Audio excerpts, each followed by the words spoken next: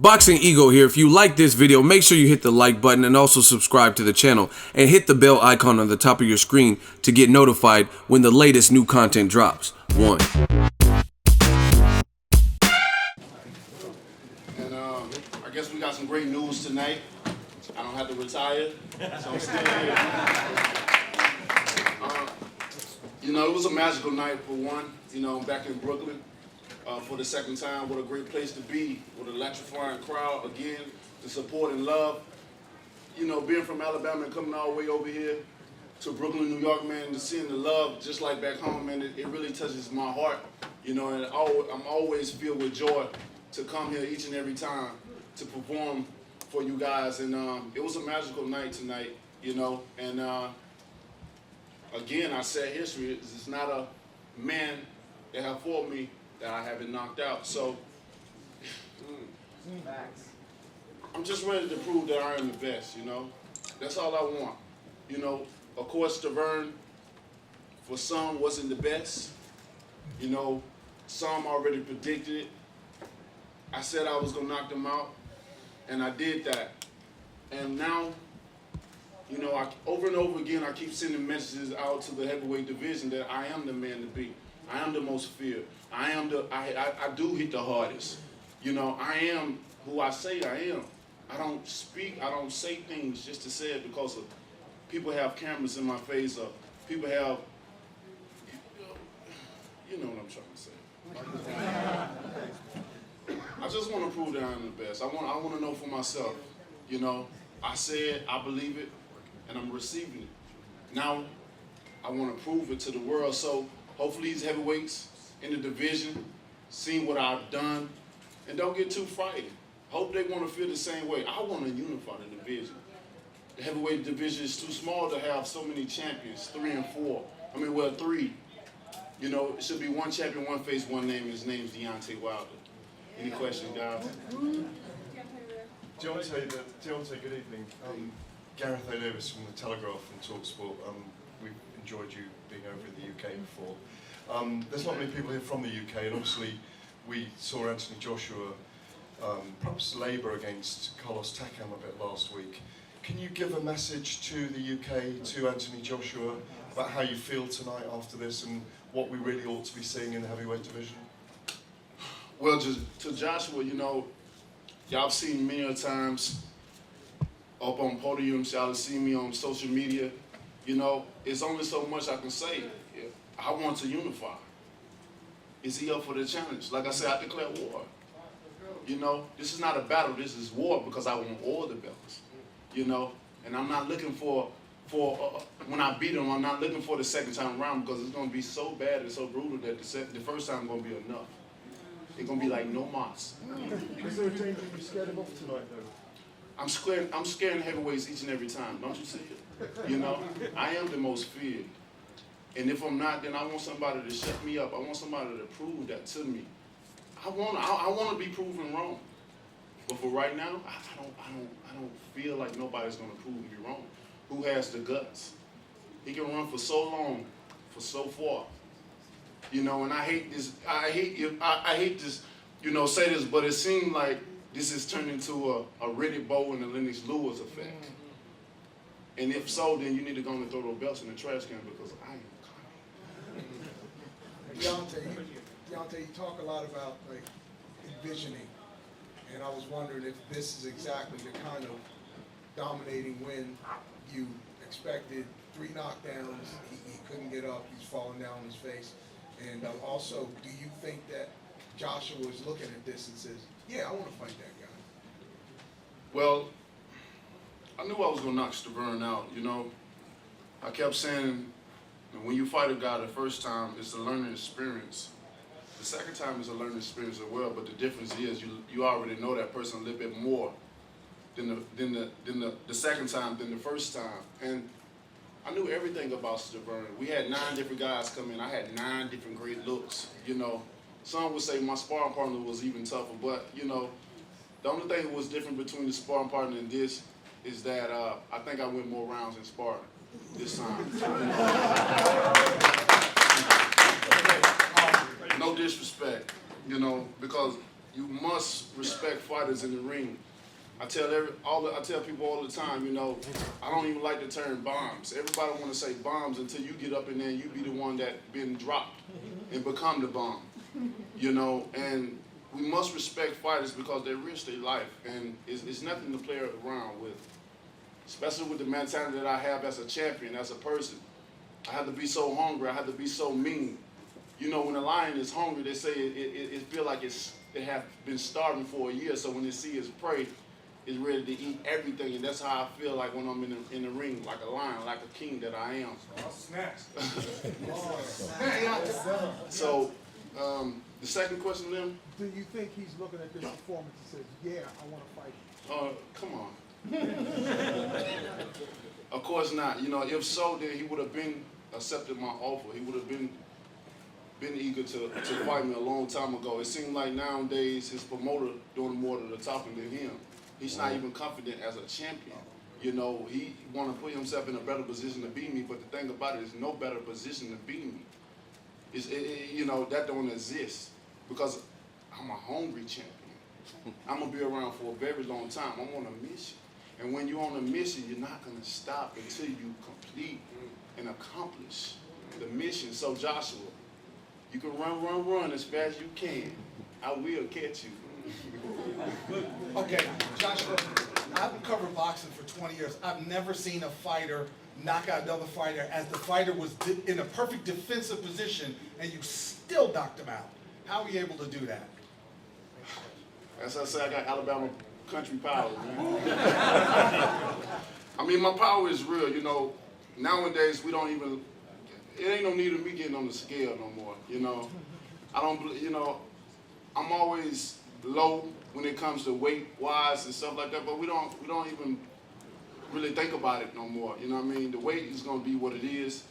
You know, like I said, I always tell the story that my grandma always said I was anointed by God. You know, I always say that she wouldn't even let my parents whoop me. She would get very upset if they did. You know, she would tell them, he's the one that's going to bring y'all up. He's the chosen one. Instead of disciplining me, she used to teach me. She used to talk to me. You know, she used to tell me things, you know. I was a favorite as well, too. So, you know, I definitely feel like I am the chosen one. I'm meant to do something great in this world. And I think boxing is just a platform that is going to allow me to really get to where I really want to go and what really God got for me. Deontay, Chris Connor, last call. Congratulations again. We talked about last time we were here at Brooklyn with you. It felt like this card was cursed. You went from Luis Ortiz, Bermane, Stiverne. You have to share the spotlight here with the UFC. Anthony Joshua doesn't want to fight you. How much of this fight for you is just getting all that anger out, all the anger of being ducked, overlooked, people saying that you start this by getting guys to falsely test positive? How much of this was just taking all your anger out on Bermane, Stiverne? I think it was all 100% of that. Every bit of what you said. You know, it was everything in one big snowball. You know, it was just a snowball building up. And especially when the Ortiz situation came about, man, you know, I really broke down. I don't know, it was crazy. It took me back to my older days my younger days when I was young, and when I used to huff and puff, and when I cried, you knew something, you better get out of the way because he was going to be a Tasmanian devil. And when Shelly called me, I was like, and Shelly, you know, when Shelly calls me, I know when something's wrong and I know when something's going right by his voice. I could detect it in his voice. And when Shelly called me, Deontay, I said, Shelly, get straight to the point. Ortiz failed the drug test. And when he did that, you know, it's just my heart dropped to my stomach. And, you know, I bust out with tears. You know, it was tears of anger because I want to prove myself so bad. Like, I never wanted to prove myself so bad. Not to me, but to the world, you know, because so many people blame me for so many different things that don't have nothing to do with me. You know, I try to fight the best. I've called out the best. The best haven't accepted my challenge. The best always take an easier route, you know, and that's the facts of Deontay Wilder.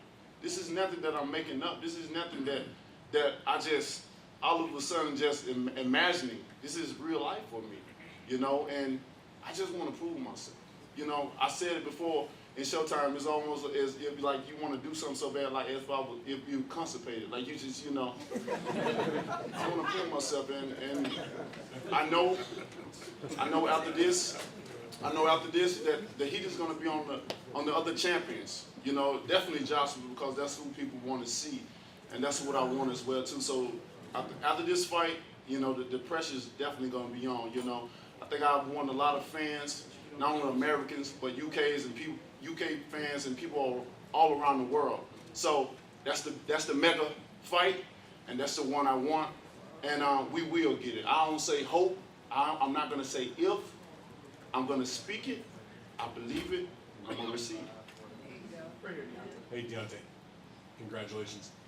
We're talking a lot about Anthony Joshua, and you want, I know you want that fight, but since it doesn't appear as though that will be the next fight for you, or the next fight for him, frankly, you know, you're going to have other fights between now and then.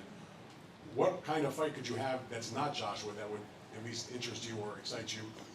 Who else is out there that you could be interested to fight? Well, we got a lot of guys in the heavyweight division. Of course, you've heard them run their mouth many a times. And we got a lot of up-and-coming guys as well, too. And, you know, we just seen one of the guys that I got history with, and it's not a positive history. That's in Brazil.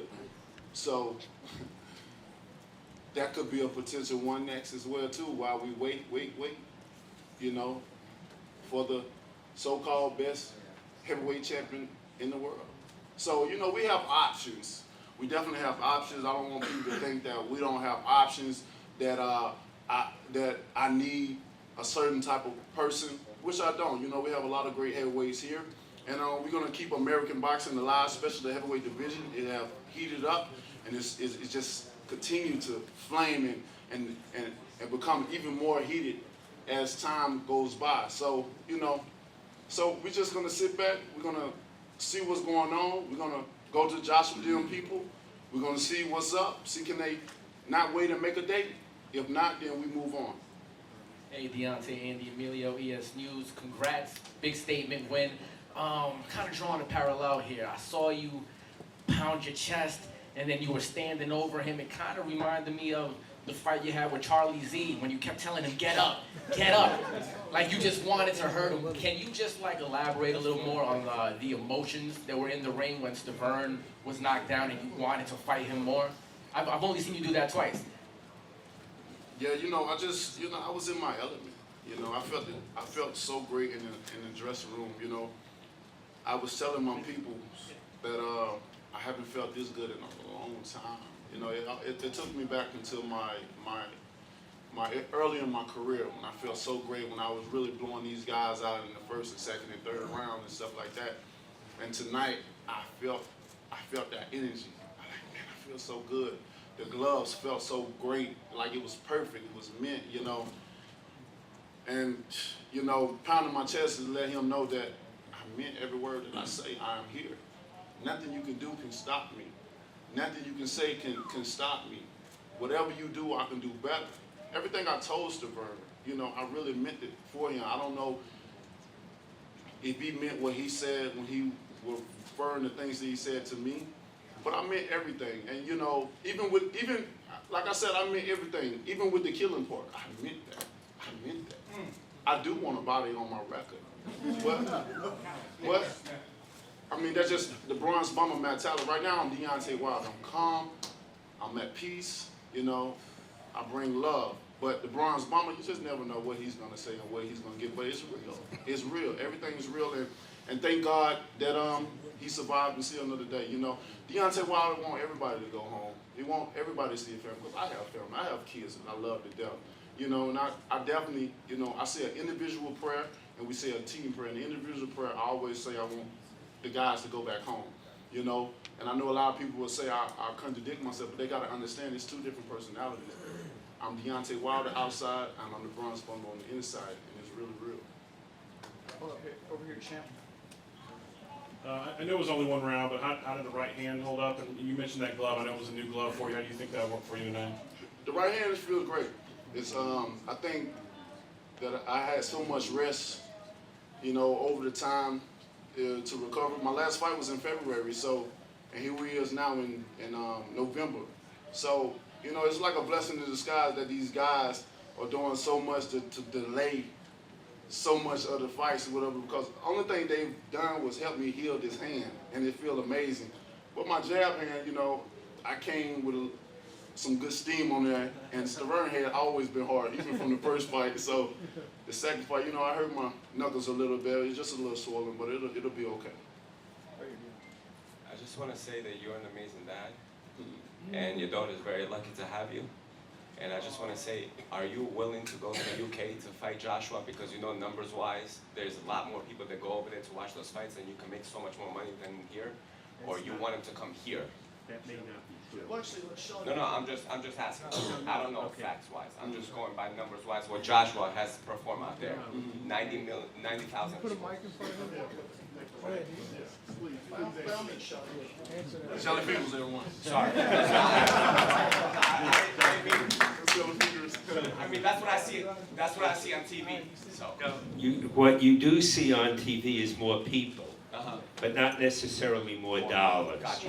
When you go to Vegas, if they want this fight, they can put up more than anywhere. I agree. I wanted to say something else, though. About 6 weeks ago, and this was not public, I got a letter, an email from Eddie Hearn, and he said, if you fight Dylan White, we'll get you Joshua next.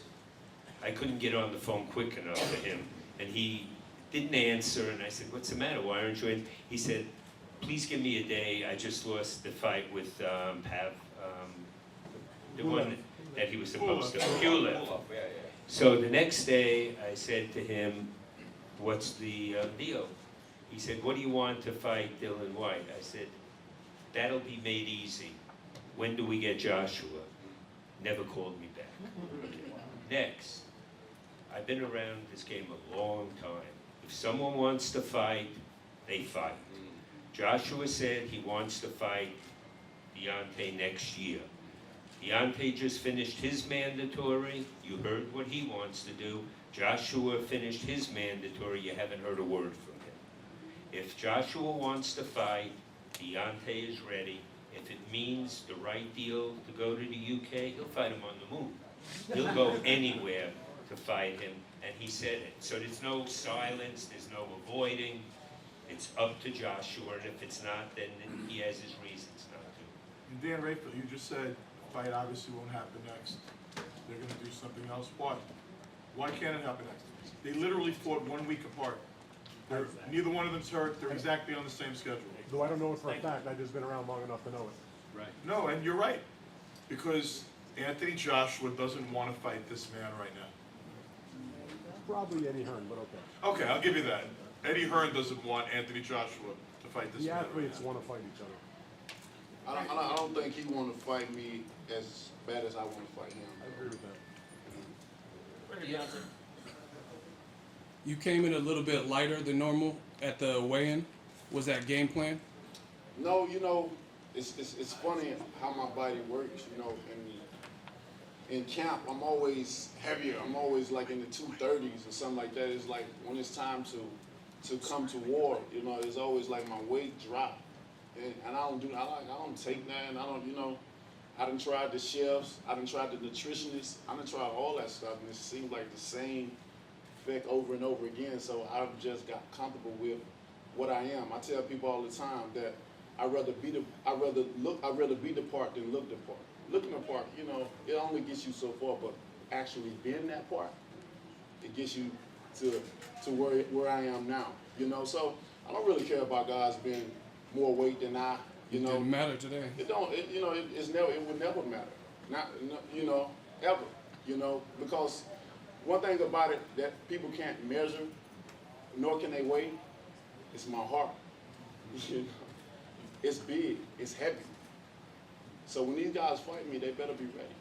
And the last question, Luis King Kong Ortiz was in attendance for your fight. Do you have any thoughts on that? You know,